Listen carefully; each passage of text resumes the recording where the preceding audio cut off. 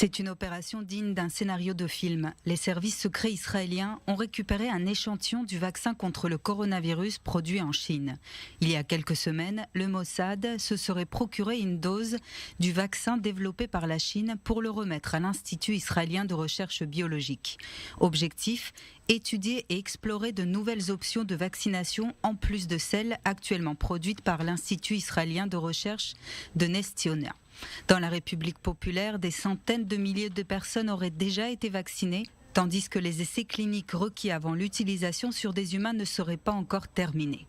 Depuis le début de la pandémie, Israël tente de conclure des accords pour acheter des vaccins contre le coronavirus à plusieurs autres développeurs potentiels.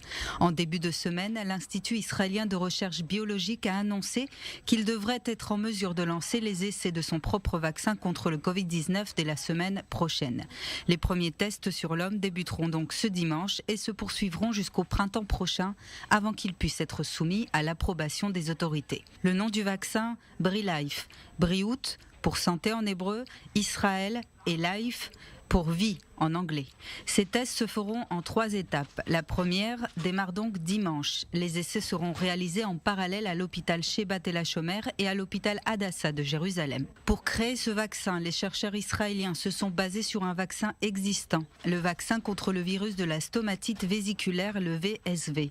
Ils l'ont légèrement modifié pour que le corps puisse développer des anticorps contre le Covid-19. Selon le ministère de la Défense, l'Institut de recherche biologique aurait la capacité de produire 15 millions de doses. À ce jour, 25 000 doses de vaccins ont été produites et tout sera mis en œuvre pour apporter bientôt une bonne nouvelle aux citoyens d'Israël et à toute l'humanité. Si les résultats de ces essais sont concluants, on estime la diffusion à grande échelle de BriLife d'ici le mois de juillet prochain.